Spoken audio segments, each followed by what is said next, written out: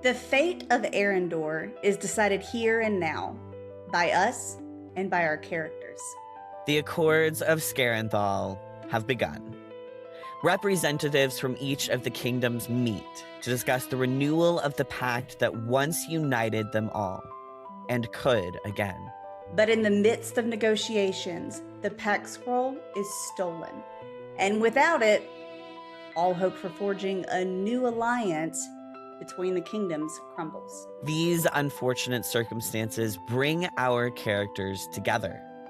And as unlikely allies, it's up to us to tie together the strings of fate, for better or worse.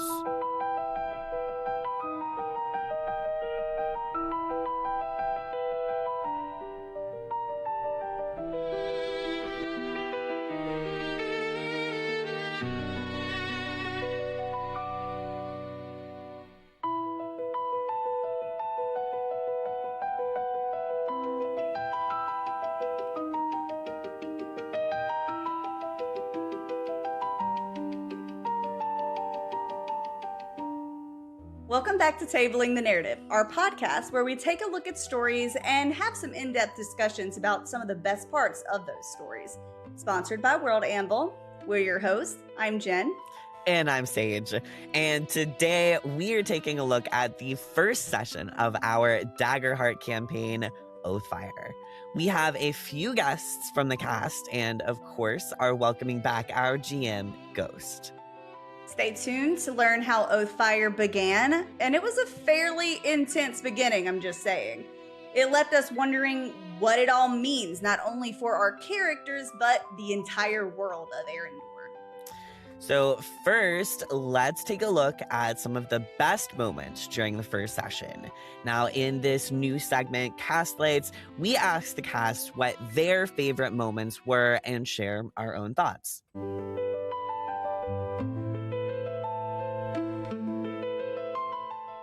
So from our castmate Zira and from myself as well, one of our favorite moments was the Emperor of Skarenthail, well, the Emperor of Drakarn's body being discovered in his quarters. Would Halim like to add anything? And this tanned man face plants into one of the big cushions.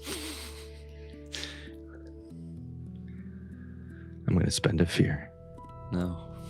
And as you face plant into the cushion, you lift your face and you find there's blood. Ooh. Perfect.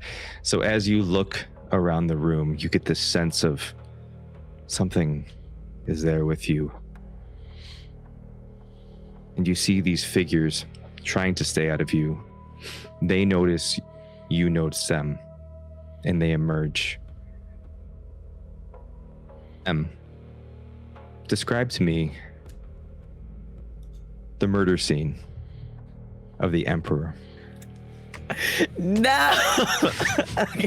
Okay. I didn't like him anyway.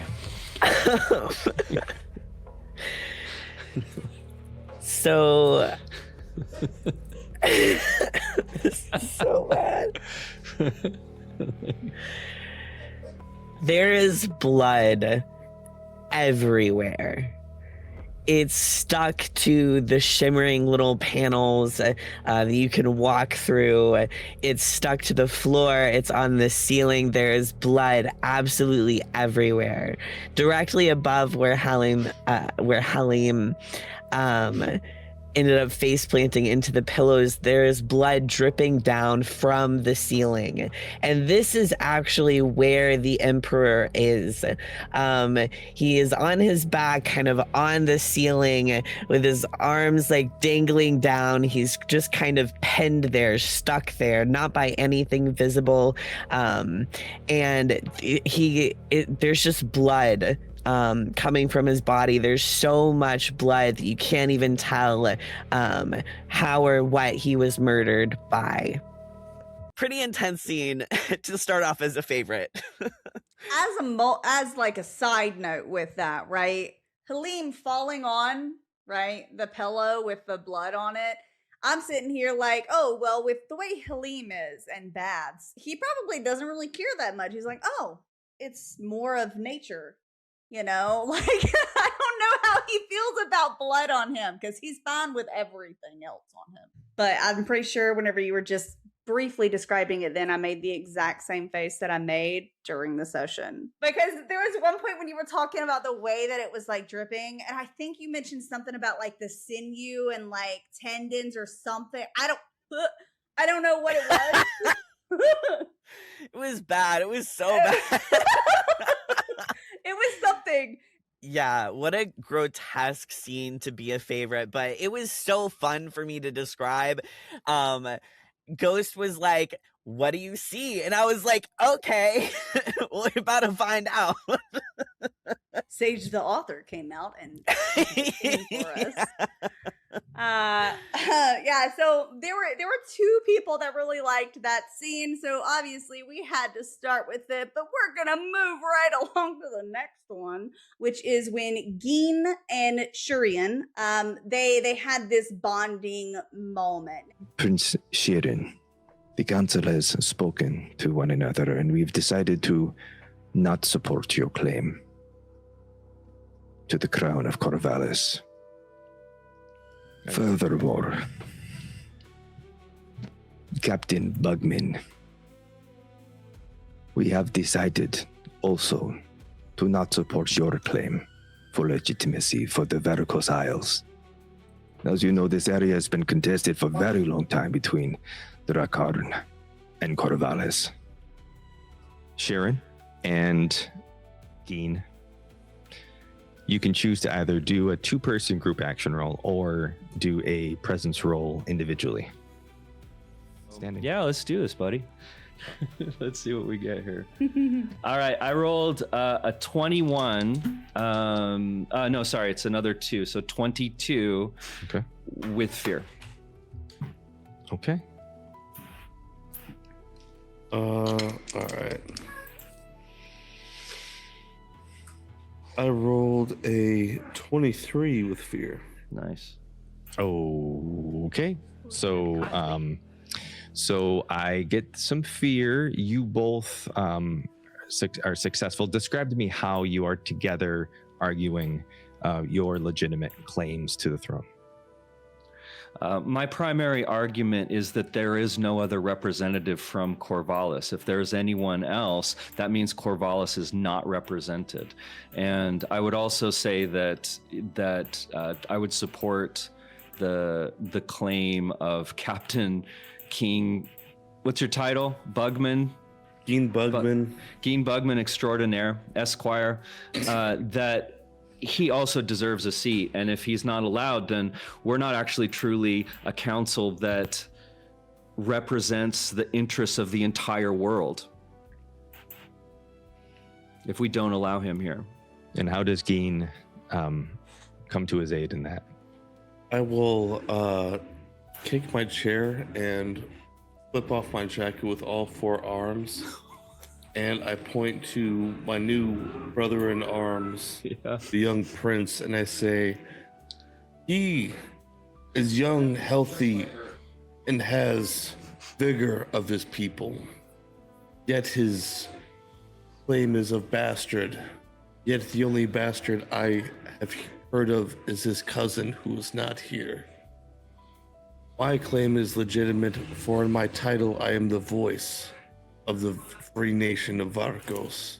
The isles and the oceans are mine to speak for.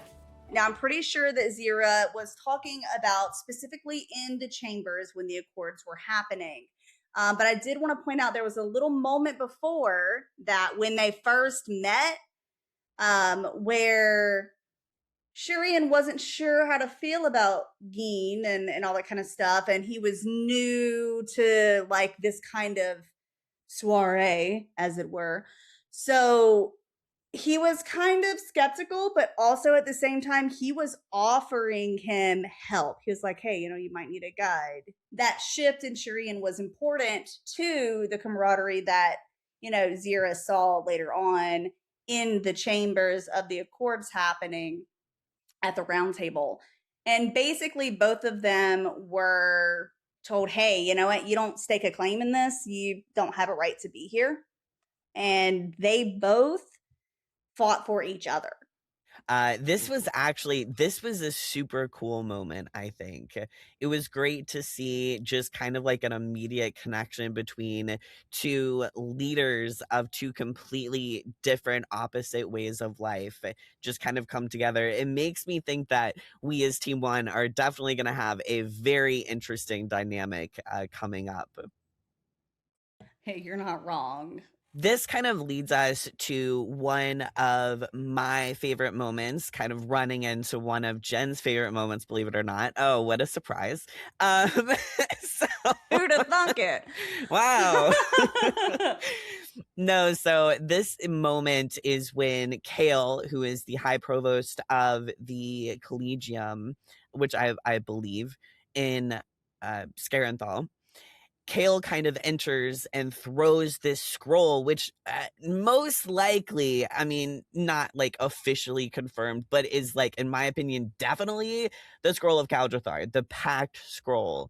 And so Kale just kind of like shoves this into Meadowlark's arms and kind of forces them and just is encouraging them, like, get the fuck out. Like, excuse me. It's just this leads into one of Jen's favorite moments, which is when Meadowlark in response is like, I'm not here for that.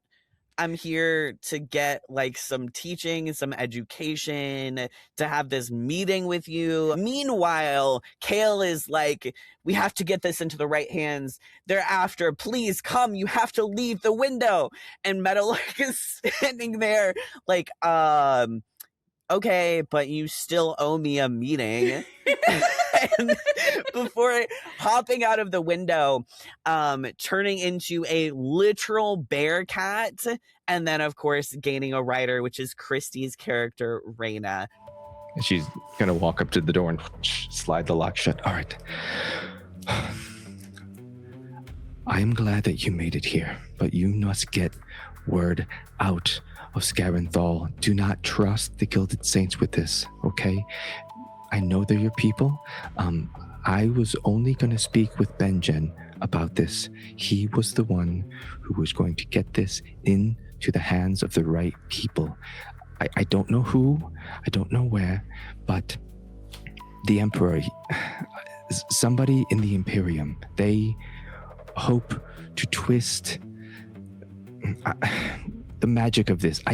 Can you take this someplace safe? I'm Meadowlark Falling. I had I'm going to spend a fear. Pounding on the door that she is locked. Oh no.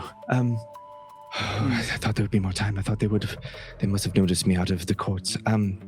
Here, take this. She shoves this package into your hands. Out the window, quick. Well, this is going to be fun. Someone owes me a conversation about ley lines at some point, though. Okay, anyway. Since this meeting is not going to be productive, you owe me a favor once this is done. Oh, there's no... Gonna spend another fear. As the door splinters, shatters, Imperial marshals come barging into the office. She's like, please, run! And she's gonna start to try to hold them back as she's urging you to go out the window. I'm gonna go out the window. This wouldn't be the first time. Come out the window. Give what me you actually see, I'm gonna spend a stress on the way out. And what you see is something that you might be familiar with at this point, but a bear cat come out the window. Yeah, really interesting scene there.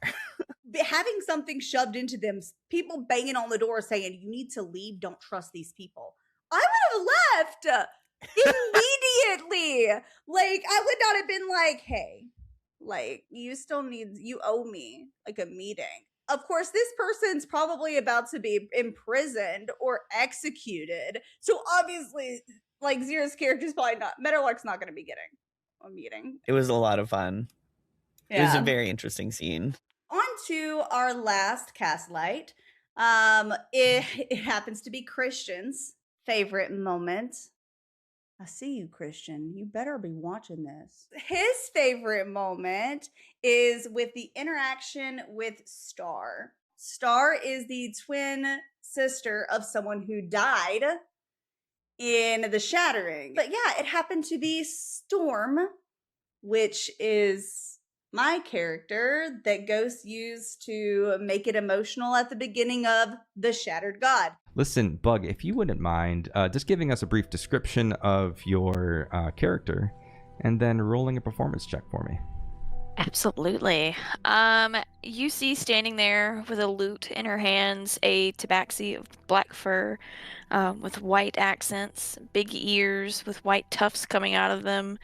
All right, so as you walk into the bar, you see that everyone's just having this... Everyone's like pounding on tables. You see Stars just plucking away, doing her la la la la la la la la la la. You know, now, while this is happening, Star again commanding, having a commanding presence over this tavern. You also see, you can't help but notice, near a cobblestone fireplace in the center of the room. Can you describe your character and what you picture her doing right now? Well, she looks very similar to her sister. Its next arm comes up and comes slamming down. And the second before it strikes, you think you can hear the name. Star? It's this comes down upon the Qatari warrior. Again, crumbling rock and crystal and dust in the air.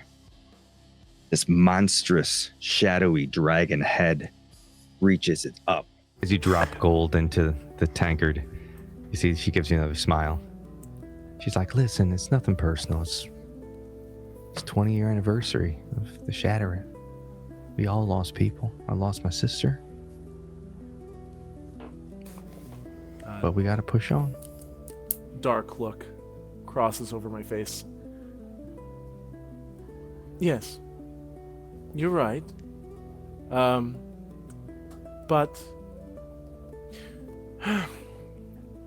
leaves fall, leaves grow. There's new life. I know that doesn't replace those who've been lost, but no. And not all that lost can come back to us, so. You're in a unique station with your songs. They can still live on through you. Oh, she was my twin sister. So I see her every time I look in at my reflection. She was the best of us, some would say. And I'm sure she'd say the same about you, friend. Yeah. Well, it's too early in the morning for all this, isn't it? Go, enjoy yourself. I got a job to do. The name's Star, by the way. Oh my god, we're gonna be best friends. Oh my gosh, my name's Dipper. Hello. But the reason why Christian really liked this, okay, it wasn't because it was devastating to me. The main part of this interaction with Star was the fact that you got to know Dipper. You got to know what he's about. He really wants to help people, make them smile, make them feel better. He doesn't like people that are somber, wants them, just be a light, right? He wants to be helpful to as many people as he can. And how he's just always optimistic, right? In no matter what he's faced with, he tries to find the silver lining. Yeah, stay tuned for our upcoming Under the Table segment with Ghost for a little bit more detail on Star. Well, anyways, those were some really great moments with the cast of Oathfyre. Yeah, seriously, there were a lot of other cool moments, though, too, throughout the very first session of Oathfyre. Yes, there were. And we get to pick a couple of them to delve into during another new segment, Scene Study, where Sage and I pick a couple of key moments in the story and talk about what that moment truly means for the characters as well as the story.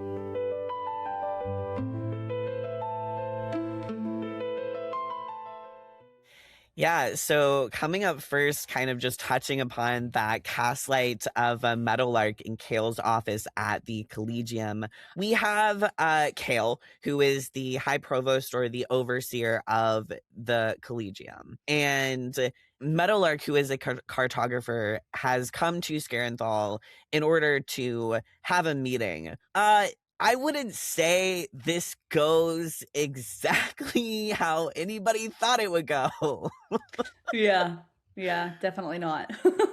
Kale comes bursting in, just shoves this scroll into Meadowlark's hands, which isn't confirmed. Meadowlark probably has no idea what this scroll actually is, but at this point in time, the Scroll of Caldrethar, which is the Pact Scroll, has been stolen from behind the wards and where it's kind of locked up in a vault over back in the upper district near the council chambers. So very shortly after this scroll was stolen, we have Kale coming in, shoving this scroll, probably the scroll that we're talking about here, into Meadowlark's hands. Yeah. I'm And fairly gives some- certain that it is the scroll as well, especially if you think back to when Geen and Shurian and Halim were being, walked to, they were being escorted to the Emperor's chambers for dinner. Yeah, I'm pretty sure it was mentioned that they have a feeling they know who it is. It is one of their own, and they're going after them right now to try to get the scroll back and apprehend them. So with the two sides of the story that we see, one from Team 1 and one from Team 2, I think it's fairly certain that it is that scroll. I think you're right. I had actually forgotten that the Archmage, while he's leading Halim, Shurian, and Geen into the Emperor's quarters, he's like, yeah, the Emperor is tied up with the Master of Arms, gives a little bit of information and is like, yeah. Anyway, Yeah. I think what's really interesting to me in this scene, other than like the whole craziness with Meadowlark and just in general, this like very staple scene of session 1, is the information that Kale gives to Meadowlark in passing. So I take a lot of notes. I mean, a lot of notes every session. So if you ever see me in session and I'm just like typing away, so Kale gives some very interesting information. First of all, as we'll touch on a little bit later in Ghosts Under the Table segment, Kale was apparently supposed to pass off this scroll to a human bard named Benjen. We'll get into that a little bit later in that segment. Kale also gives a bit of information, says, do not trust the Gilded Saints. Definitely is talking about you have to get word to Skarenthail. Benjen was going to get this scroll into the right hands to someone in the Imperium, and quote, they hope to twist the magic of this. So there's a lot of very valuable kind of tidbits of information there, which is really why this is included in our scene study here. Mm-hmm. That is true. Hoping to twist the magic of this, that really gets me thinking about what in the world would they twist the magic for, right? Because the whole ideal with this scroll is that it has power over the world and like the world leaders, and making sure that they're keeping this peace, right? So that is how strong the scroll magic is. And to twist that, what in the world could they do to that? You know what I mean? Like they could wreak a lot of havoc with something that can have that large scale of power. this is also like, I think that it's kind of wild. I think it's kind of crazy. Um, I don't know. It's interesting to me that they have a contact in the Imperium of Skarenthail, which is kind of related to what's going on with the actual Accords. And there's also a mention here of the Gilded Saints. So if you go up to groupactionroll.com, you will see a map there that has a little bit of information on who the Gilded Saints are. So the Gilded Saints are actually a transnational thieves guild, kind of hiding behind their own piety. They can be found in markets, in ports, even in noble districts, and their reputation is of sometimes folk heroes, sometimes criminals. It really depends upon the individual perspective. Their methods of their methods in general are, favors and blackmail and even like surgical theft and things like that. So the main note here on groupactionroll.com is that splendor is broken, so the world's wealth is fair game. We have yet to see how the Gilded Saints, what their presence is like in Skarenthail, but I'm really interested to see how that story develops and progresses, because the Gilded Saints are something we have yet to encounter in Oathfyre, and I'm really curious how they really kind of play into all of this. Yeah, same here. And it also has me curious because, like, we don't know this in Team 1. Okay? Oh, yeah. We don't Right. know that we shouldn't be trusting the Gilded Saints, right? So, like, I have a feeling maybe that Ghost might be like, hey, let's let Team 1 encounter like a nice Gilded Saint that they trust and help them with stuff. Right? It's gonna be awful.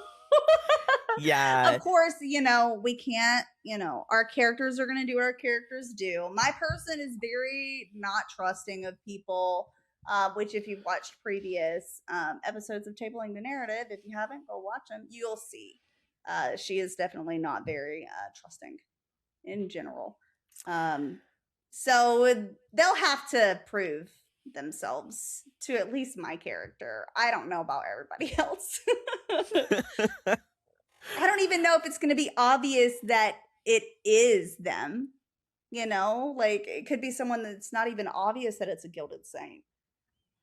This is true. This is very true. We don't know what their presence looks like at all right now. Never met them. Especially like we're talking 20 years, literally the 20th year anniversary of the Shattering. So we're talking 20 years after the Shattering. So factions are completely new, have formed since then. We as players or as the cast have no idea. So I'm excited to see, a little concerned, but yeah, I do have one more comment that I just realized, because you had mentioned that the main notes have it where the world's wealth is fair game to these people, to the Gilded Saints. That's what they believe. So if they're after a scroll that can twist the magic within, maybe they're trying to get the world's wealth to be given to them and some sort of like, we own the world, so you pay us, for, whatever. Yeah. Existing here. I don't know. If it can keep peace, it can make it to where like tariffs or fees or whatever they're called are required to live on the world. So hacking that magic could potentially do anything. I mean, again, we don't know. That's another mystery to unravel. Yeah. So sorry, I just saw that link there that I didn't see before, and I was like, I just want to see it. Just in case. Just in case. Right, let's put it on the table. Yeah. We have another scene to study, just to give a little bit of information. So in the very beginning of Oathfyre Session 1, in the cold open, this actually includes both Jen's and my character. Jen is playing Mist and I am playing M, and we are both in the cold open drawn into this temple of Xerix that has actually been repurposed into a temple of the Idol Inare. So I'm gonna So I have a couple of things before we get into this. There's something that I don't want to share more than what was put on the table here, because I know we both kind of have some secrets going on in the background, but I feel like it'll be better if you find out by watching the series. So let's just put that out there first. Yeah. We're not sharing all the stuff we know because we know things. Yeah. Mist actually ends up coming in first, is encountered with this very kind of an elder fawn who Ghost later names Issa Thistlehorn. And yes, do you want to share a little bit about what Mist's experience was like meeting this fawn at this temple?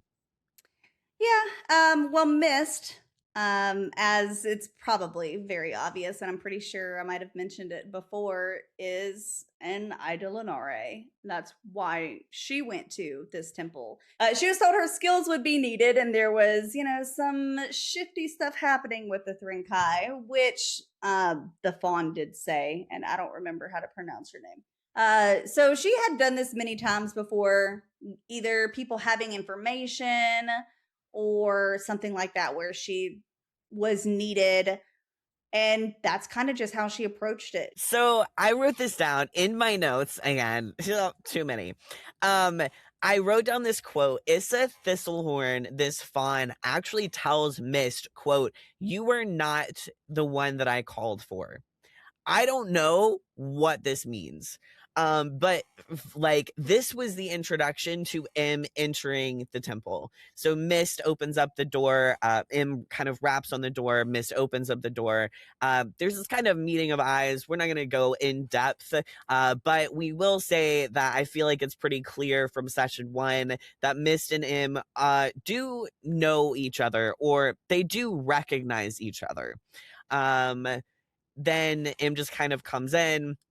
There's some information shared here where Issa Thistlehorn tells them that she believes that the Thrinkai have touched the Emperor in some way, that they are somehow aligned. Kind of sends us on this mission or assignment to just kind of stick in the shadows, stay to the shadows, see what is kind of happening, and just watch over what's going on in the Accords. So she also mentioned that there are powerful artifacts that are being gathered, which obviously we know is a scroll, but I'm like, artifact. So I'm like, oh, what other artifact is there? And I want to know what that is. But anyways, yeah, so the Thrinkai are moving in the shadows, but they're becoming bold. So I thought that part was interesting, because the Thrinkai, from what I know about the Thrinkai, based on the little bit of kind of research or thought that I've put into it, because, Mist is in the Eidolonare, so it's kind of ingrained in her backstory. The Eidolonare has increased since, the Shattering, because there's actual purpose for them now. And their purpose is to track down the beings that we call Thrinkai. And there are a few different types of Thrinkai. Different ones pose different levels of threats. And the sheer fact that they're moving the way that they're moving now means something bigger than what they've been doing in the past, which is concerning. All right, so when you're creating a scene like either of these, where all of these little details of your world, like characters like ours, or factions like the Gilded Saints or the Eidolonare, all kind of come together, staying organized is an absolute must. Yeah, and it's helpful to have all of that information organized in the same place where it's easily accessible when you're building that scene, or an entire world like Aer'yndor. Which is exactly what World Anvil is great at. I'm so glad you mentioned that, because this episode of Tabling the Narrative is sponsored by worldanvil.com, an entire world building tool for anyone out there creating their own worlds. Right. So World Anvil has pretty much everything you need to keep all of those little details organized and all laid out in front of you. So you can design your own maps, flesh out your own characters, and get all of your world lore put together. So whether you're a game master, an author, or literally anything in between, World Anvil is for you. And with our code Ghostlight, which is linked in the description, you can get 51% off any yearly membership at worldanvil.com. Worthy to try out, if you ask me. I'm actually kind of trying it out a little bit right now, side note. But anyways, let's go ahead and take a look behind the scenes of our first episode of Oathfyre, where cast and characters really come together. In this new segment, Behind the Screen, we're sharing some of our moments during the post-session discussion.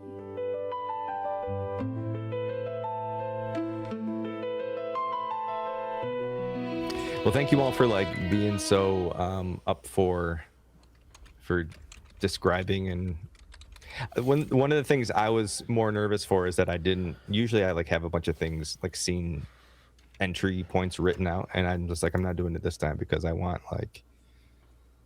you all to build that world. It's not just me describing it. You guys just knocked it out of the park. So thank you for that. Oh, the blood. That was fun. I just imagined sinew and they're- stuff we're just framed. dripping. We're framed. You know? I saw it. Yeah, there's no good blood. Don't Glad you pick didn't up ask your me that. don't pick up your tomahawk. Too Your late. whalebone. Leave it there. No, we have to take that with us. What are you talking We about? gotta keep That's the murder weapon. ancestral.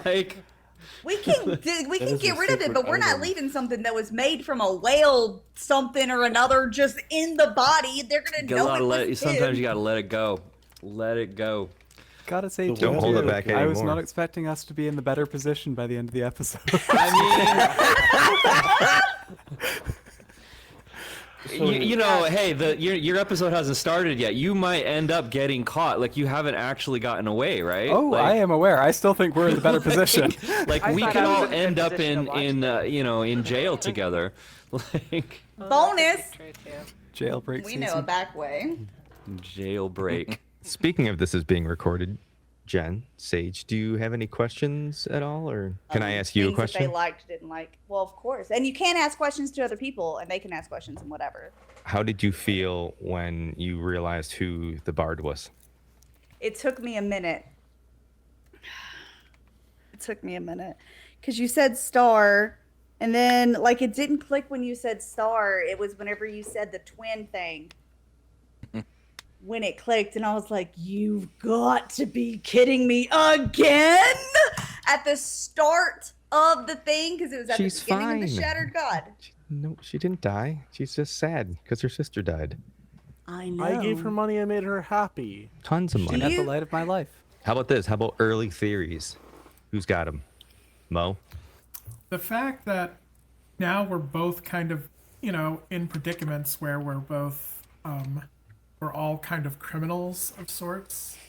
I mean, I don't see why Lev and Ballo would be. We're just kind of there, Sure. and we yeah. got bumped into, but, Who the fuck are these guys? It's going to be a really Yeah. awkward second session for your team when you're like, I'm not They're with over them. here. And then we just walk away. You help them every yeah, that would suck. We're here for you. Yeah, I go. I think there's obviously a connection there between the queen and the ogre. There's some untold drama that I don't know about. So I was trying to be very careful when I believe there's plot connection there, so I didn't want to No, Right. it's yours. Yeah. too Orc? far.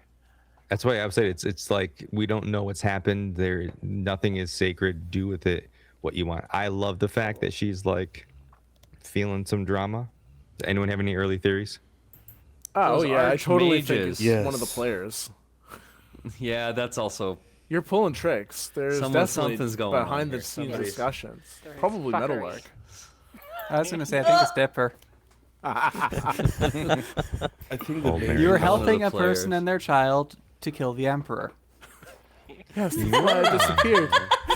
You did I was go gone and for accounted 5 for. minutes and usurped the chords. I don't know what they are, but The stars about told to you be to like- do it. So I think, because I have no idea why Mist would have gone into that room. So I think that Mist and M encountered a Thrinkai in the shadows, and it mind controlled them and made them go kill the Emperor. Maybe. Don't put that on us. And then we forgot. But you- all so I you have to did do is do it. look down at my. No. All I have to do is look down at my hands when we get back, and if you say they're bloody, because she is the weapon. I'm just gonna bring up that the Ogre King was missing. Throg was not there. Or Art King, there. The real question is, how did they get the hand axe? Well, you guys were Well, drinking. no one gave me a hug or nothing. I think I'm So- going to keep my mouth shut. Oh! I'm going to keep my mouth shut for now. No, Wow. no, now you gotta say it. Tell us. He's like, what if I'm Okay, right? it's like this is the most likely suspect is that royal archmage. So number one, we were out on the balcony and he bumped into me. That's a perfect time to, pickpocket like a personal dagger or something. Could have done exactly the same thing to Geen. He was the one that led us into this room in the first place, and we just happened to be the three people who were most upset with the Emperor at that moment. Nah, come on. It's does that that it's mage work it's for? them. He's also second in command. Second in command, always. Not anymore. Not anymore. All right, so I always find myself wanting to get to know the cast members of shows like this. So I'm really glad that we decided to add that segment. Me too. Not to mention the little discussions afterwards to see if any of the cast members had the same theories that I do. Right, yeah, I get what you mean. But before we get caught up in our own theories, let's chat with the cast to ask them some questions.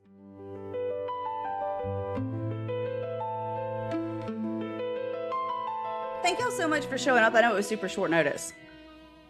Feel free to talk anytime you want. Blah, blah, blah, blah, blah, blah, blah, blah. Sorry. So, Christy, you get our first question. Oh shit. Oh, excuse me. Shoot. All right, so Christy, Yo. Raina started her morning doing a perimeter run during the first episode. Is that how she always starts all of her mornings? I guess so, actually, being the type of person she is. Like, before she met her friends, in this case, Zero and Christian, going by different names, so I can't pull off the top of my head. She was pretty much just a watcher of people after, the incidents that drove her away from the kingdom. And yeah, so, she got used to kind of go up in high places and getting a good lay of the land. So I definitely say for sure, yes. That's good. Whenever it's a lazy morning, like that morning, I'm sure they aren't always in traveling. Yep. Probably Although, goes up, has a coffee, keeps an eye out.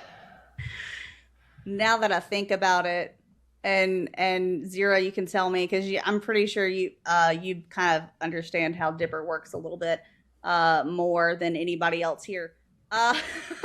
Because y'all been talking about it for a while now. So I just mentioned how the early mornings might not be like forever, right? But considering Dipper probably stayed out late really every night, maybe it is a late morning every morning for y'all. Do y'all do the stay up super late and then sleep in thing? Is that y'all's normal? I catnap a lot, which does help. And by that, I don't mean catnap in the traditional sense. I mean I nap as a cat. It helps quite a bit. Dipper, on the other hand, I'm pretty sure is very functional on very little sleep, and I am consistently confused by this. Maybe he only needs 2 hours of sleep of meditation instead of 4. All right, so Hal. Halim made lots of slights towards nobles in general. Was it just his family that led to that disdain, or was it other things that happened in his younger years? I think it was necessarily after he went to the garden, he was, refugee, I guess it would be, in the garden. He came back with a different outlook on life that he entered it. And then he realized where he had come from.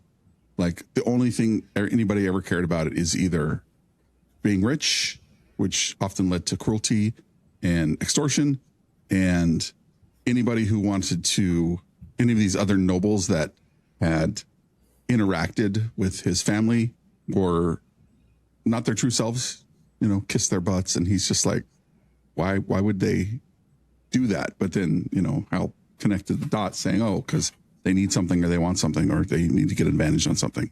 So due to his belief now, from his time spent in the garden, his outlook is very different around where he had come from. Okay. It's so funny that you asked that, because I was also really curious. I was confused about Halim's relationship with the garden versus like his family it's Zaharath, right? Correct. So I was confused about all of that. I'm just curious, how old was Halim when he left Zaharath? He was probably about 25. And now he's late 20s. Can't really tell, but he doesn't know, is he 3 or is he 28? I do have a question for Zira.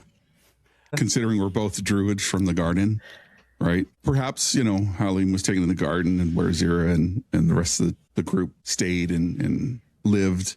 Would they have known each other? And if so, did Dipper tell Halim to put whiskey on their head or grow whiskers on his head?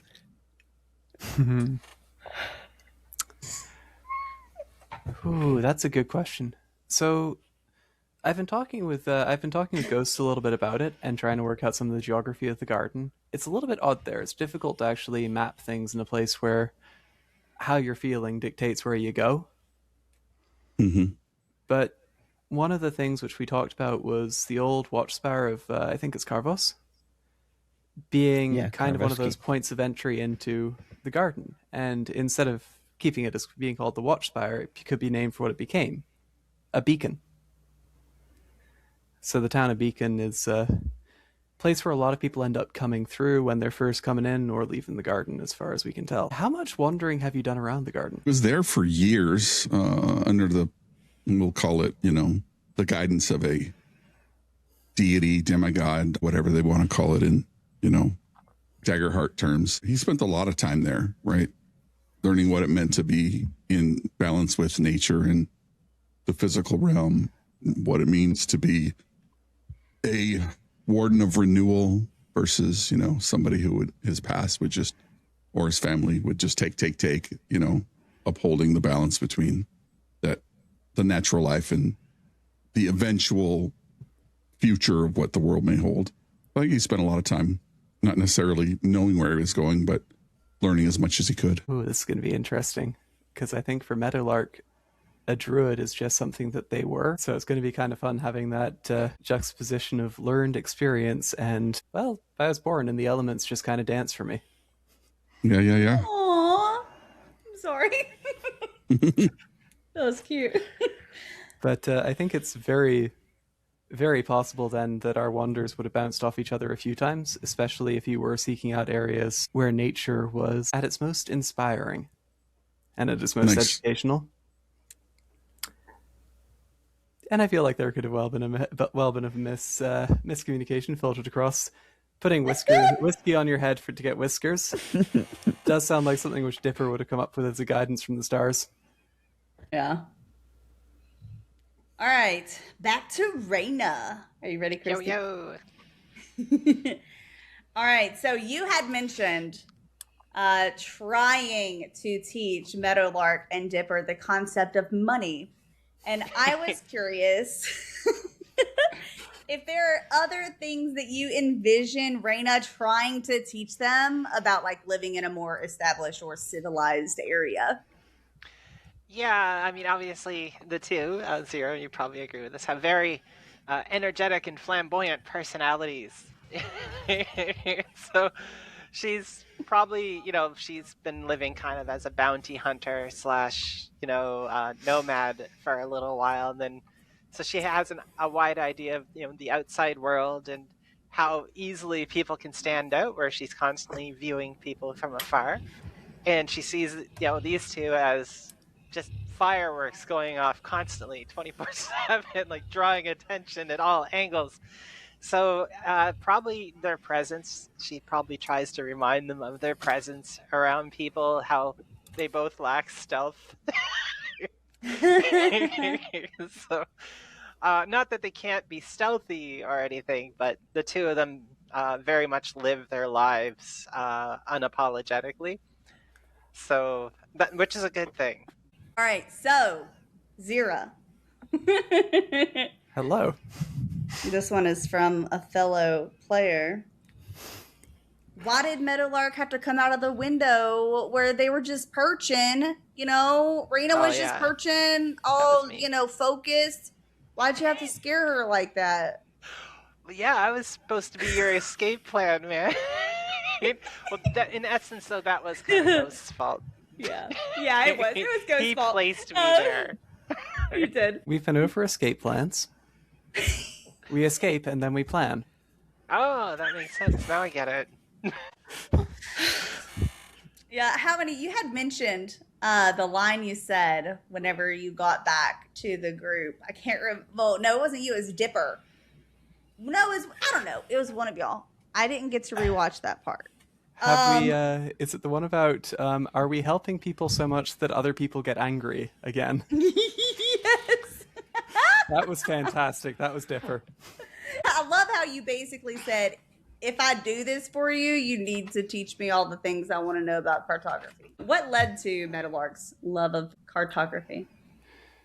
Cartography is a very different art in the garden.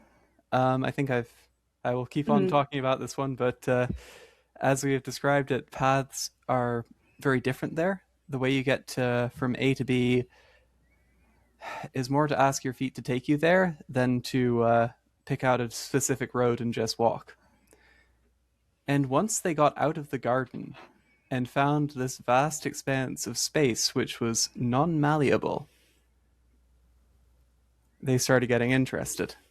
And then when they could sniff out the patterns in the landscape, the way magic flows and the way magic pools and creates eddies and whirls, they got more interested. And being able to know where you are at any one given time is an idea which is fascinating to them. That's not often possible. They truly are, to a certain extent, the epitome of, I'm not lost, everything else is. But that is how it is in the garden. I really like that. Okay, I have one more question, and it is for Halim. Well, it's for Ricardo, but it's about Halim. Does Halim really only shower when it rains? Because this is going to be an issue for, Lake Mist. What is the point of, going in these extravagant bathing houses with all this perfume and stuff that really isn't natural than it is to cross a medium flowing stream, brook, or river and just get clean that way? Or it rains, but he definitely, his clothes are off-white and stained and dirty, and he doesn't wear any shoes and he just has sandals. He very much is a person of the land and of nature, and he's like, I can't get clean for real unless it really rains on me, or if there's, a nice river to cross. Sage, did you have any other questions? Do you guys have any theories yet on who killed the Emperor and why? I think the interesting thing about it is that there's a lot of things which are pointing towards sorry, he's not going to try and eat my mic. Okay. There's a lot of things pointing towards a lot of the upper echelon of Skarenthail, like the Archmage and his little faction. But at the same time, it really doesn't make sense for them not to want an accord, because they have a bunch of... They are getting a lot of what they want in that, and that is specifically what they were steering the Emperor towards wanting too. So I actually am not sure it was anyone from Skarenthail. At least not the people we've met so far. And yeah, of you course could see how it could be, but also couldn't be. You're like, wait. Something tells me Group 2 is completely not involved. Yeah. Oh. Like, we're the ones that are receiving, the not scroll, but what is it called? The Accords. something. Yeah. The scroll. So it's landing into our laps unexpectedly. So that would be the thing. I think that would absolve everybody in Group 2, but I'm not entirely sure. That's optimistic. It's definitely the prince or the pirate. One of those guys. What? They just no. found the hat in the back. Material evidence. If Possibly anything, the he knows pirate. it wasn't. He was with them the whole time. Well, the pirate has a crew. He's got a underground network. There's stuff him and I have collaborated on a few things. So, yeah, there's some areas there where he has resources, but probably not as maybe the prince. But the prince is trying to prove a lot, and he has everything that I think to gain from having a new accord. So, with him recognized as leader, but who knows? I could be completely wrong. As far as I know, I'm not involved. That's exactly how Helene feels. Yeah. It's not me, so it's got to be one of them. But It has to be the prince or the pirate. Probably. No idea who those guys are. You're not even going to think it's like the blue tiefling or not tiefling. Inferblin is what I call her because she's a goblin and an infernus. So she's an Inferblin. Go ahead. Yeah. I would think that you would want to suspect the two people that were in the room with the body and not the two people you walked in there with. In a way, I'm wondering too about both of you, but because of breaking the fourth wall, you guys are connected to Ghost in this case. You have a little bit of behind the scenes stuff going on. So it, to me, like I said, breaking the fourth wall, he could have assigned one of you that task and you're keeping it secret. But that is not something that Reyna would come up with. That's something that Christy here would come up with. So that I'm trying to leave that off the table. There's no way Reyna could make that connection. To be fair, we all have connection. We all have things going on behind the scenes with Ghost. I think that it is someone that has not been revealed at all yet in any form. Thank y'all so much for It's been a pleasure joining. Now, those interviews can be pretty entertaining. This is actually a great time to mention that you can actually ask the cast your own questions that you might have for them. We are working on getting a forum set up, but for now, you can just put your questions in the comments of this video. Yep, that way you can ask the cast any questions about why their character made a certain decision or reacted in a certain way to something that happened. You can even ask more specific questions about their theories. Speaking of theories, it's important to make sure they are rooted in the lore of the world. So let's head over to the archive to take a look at a couple of key pieces of Aer'yndor lore here.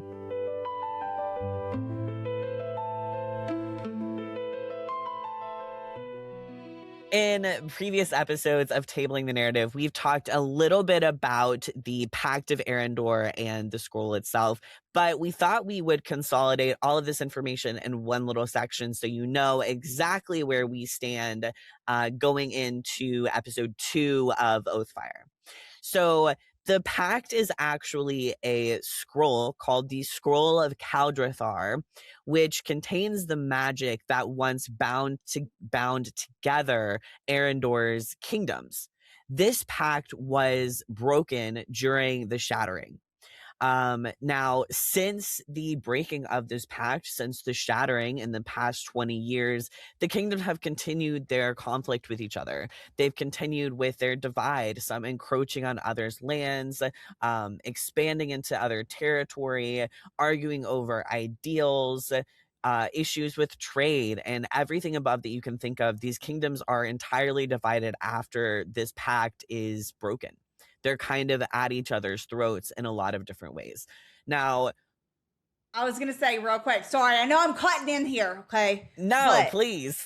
So, you know how at the beginning of the Shattered God, one of the reasons why I think the kingdoms are at war, kind of a little bit low key, is all of their leaders were killed, right? Like all of the ones that were representing the peace and representing their, kingdoms or lands, what have you, right? They were all killed, in the shattering. So it's obviously this scroll, this pact is very powerful because it helped keep the peace. Like actually there was magic binding it, right? Binding that peace. But at the same time, when you lose the thing that is keeping other people in check and everyone loses their leadership that wants peace, I mean, that's just a big upheaval, literally in every kingdom, not just one, all of them. So speaking of this pact being broken and the falling of Lunastra in the Shattered God during the shattering, we have one of our NPCs from the Shattered God coming back. I actually played Lily Greenwhistle. After the shattering and the Shattered War, Lily and the leadership behind Veltheros did some digging into Lunastra, the very ruins of Lunastra, and actually found the original scroll of Kaldrathar, the original pact scroll that had since been broken. And Lily is the person who actually brought this scroll of Kaldrathar to the Accords in the hopes of forming a new pact with all of the kingdoms. Lily is also someone who actually witnessed the scroll itself being secured in a vault behind archmages and mages' wards, and was pretty confident it was safe where it was. Yeah, of course, now we know that there was a certain, mage that had a little bit of illusory magic mastery, and it wasn't actually the scroll. Yeah, so I think you bring up some really good points. I honestly, by the end of episode 1, with the scroll of Kaldrathar stolen, the whole entire purpose of the Accords and reuniting the kingdoms is, I imagine, in shambles. I can see all of these different kingdoms representatives accusing other people, maybe trying to help, maybe trying not to be accused themselves. So I'm imagining we kind of left things off in chaos within the actual Imperium. Classic ghost move. Yeah, ghost.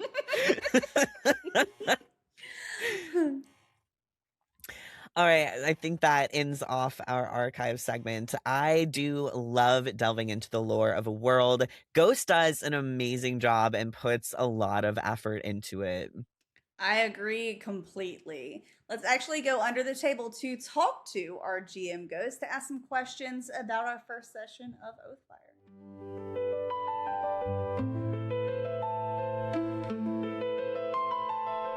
Hey there. Okay. Hi, welcome in, Ghost. Hi. Thanks for having me. I should really start calling you by your name. I feel like it's too late now. It's fine. It's whatever. All right, so we're going to go ahead and go through some questions from the cast. Why did you have the Emperor accuse Geen first? Probably because of how everything went down. First off, like the Varkos Isles are like an area that's known to be just like ripe with piracy. We haven't talked about it too much, but it was way back in the Silent Tide that we kind of established that was this sort of like lawless region that was constantly in conflict between Corvallis and Drakarn, just because it was like that middle territory.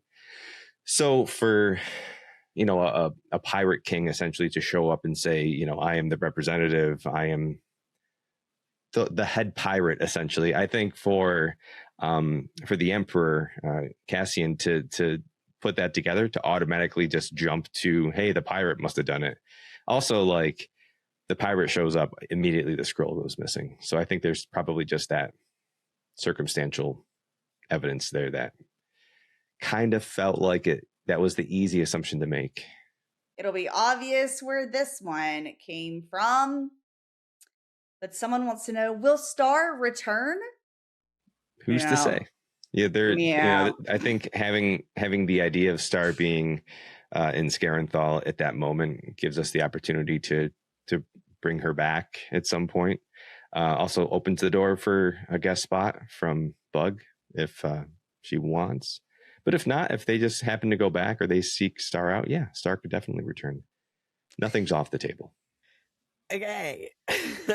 All right, Sage, what do you got? Okay, so in the scene where Kale comes into the office and Kale is like shoving the scroll into Meadowlake's arms, Kale mentions someone named Benjen. Can you explain to me who Benjen is? Because I need to know. Yeah, so when we did our session 0, we had another player. That player left us, but they created a character named Benjen. And in the first draft of this, so Benjen was like this kind of sort of lucky, unlucky character. He was identified as being like this master thief, but really it was just like a system of circumstance always made him appear to be like he was a master thief. He wasn't actually that way. So in the first iteration of this, Benjen was supposed to end up with the scroll. Not a like I don't, just based on the way that that player left, I don't anticipate like cameo or anything. I think it was more just an Easter egg more than anything else. Yeah. Well, now we've found the Easter egg. I feel happy about that. I also have just kind of like a random question. In this very beginning scene, we have Mist and M going into this Temple of Xerix that's been run over by the Aer'yndor. So my question was, if there's an explanation for how the Aer'yndor overran the temple in the first place. The Aer'yndor people, as a group, are sort of a widely accepted group from a very traditional stance. So I think that, you know, the idea that it's a rundown temple, like that, they didn't overrun the temple. Like the temple was in ruin, and then they approached the governance of Skarenthail and asked for some sort of a building that they could reside in. And that's what they were given. You know, they don't have the money to buy something nicer. So, you know, if they're looking for charity, the government gave them this really old temple in the oldest section. But a lot of those, or most of those Xerix emblems were torn off either by intention or age, I think was the one. I'm just imagining someone in the shadows watching Mist and M enter this temple and because it's clearly identified with the Aer'yndor and literally has that governmental connection. So anyway, I feel like that left me with questions that I was not expecting to have. Yeah, and you know, I view them as like people that are almost like their acceptance is built on superstition. Maybe people don't take them that seriously for what they're, you know, like we know what their overall goal is, but like generally speaking, the people are respectful to the tradition of it, but probably don't put a lot of stock into why they're there.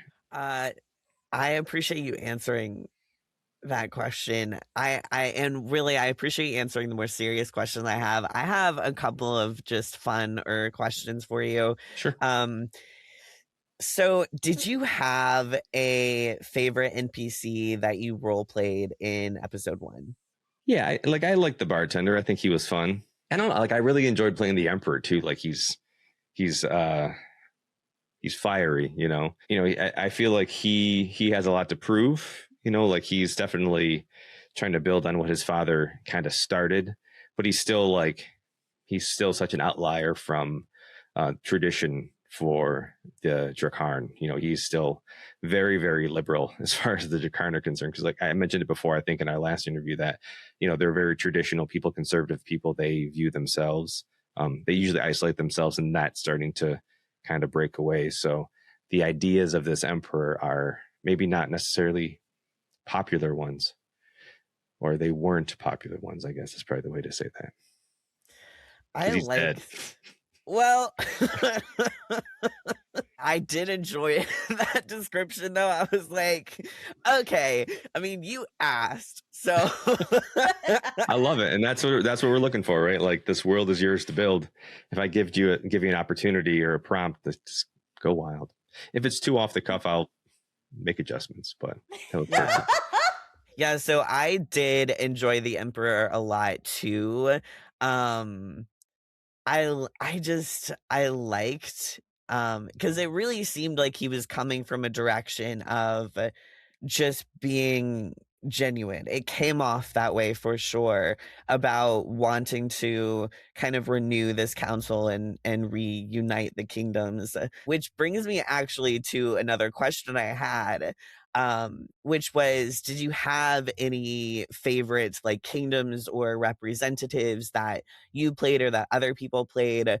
Yeah, no, I thought that everyone did an outstanding job. I just loved watching y'all like dive into those roles and come up with things. And you all were so like right there with one another. Like, I think one of the things Lily had said, like, where were you during the shattering? Yeah. You know, like, I don't know that I had a favorite. There's definitely favorite moments. You know, like, big shout out to Mo for his like moment of levity in the middle of it all. Like, yes. all these heavy dramatic scenes, and he's like, you know, that was a good one. I love that one moment from Lily when she was like, you know, where were you? I think that, especially at that moment, that was really well timed. I loved how fiery Aaron got with his portrayal of Sharon when he learned that he wasn't going to be supporting his claim. God, I don't know. There's so many moments that were just outstanding. We'll see. I'm so excited. I was talking with a couple of the members of our cast, and all of us were just like, you did a phenomenal job. It went really well. Just a lot of excitement for group dynamics and things like that. So everyone I talked to was super hyped about it. Nice. Good. Makes me feel good. Yeah. You know, you worry about those big ensemble sessions, and taking that and going into these sort of, we're set up, right? Like, people are in their teams, we're there, and now we can really start to kind of dive into the characters and dive into the conflict. So I'm looking forward to it. Did it go as you expected? Like, was it kind of like on par with how you were expecting it to go, or not? I don't know that I really expected anything in particular. Like, I had goals that I wanted to achieve, and like anything else is just like collecting data, you know, like you all, as you, again, like any other session we have, as you talk, as you interact with one another, we're building lore, right? Like, now we know that Queen Navira maybe isn't super happy in her marriage to Throg, and now we can build on that, right? Like, now we know about territory disputes between Valtheros and Alvathara and Corvallis. Like, there's all this stuff that we can pull just based on those conversations. So only thing I wanted to do was like not impede you all at all. I told each and every one of you, like, hey, this is what we know of them. Do whatever you want. Like, have fun, be who you want to be. And like, let's find out who these characters are 20 years later. And I think that's ultimately, and you know, I can't remember, somebody suggested it 20 years later, and it was like such a brilliant idea. Cause I'm like, oh, there's so much that we can build off of. There's just enough space where these characters can be whoever they need to be. And then the characters that we're bringing back, so much has changed that there's like interesting story to be told. So love it. Next time on Tabling the Narrative, we'll review how both parties of Oathfyre come together as a team, and we will also discuss the newest developments in Oathfyre as the story continues. Thank you so much for joining us this week, and we'll see you next time. Bye.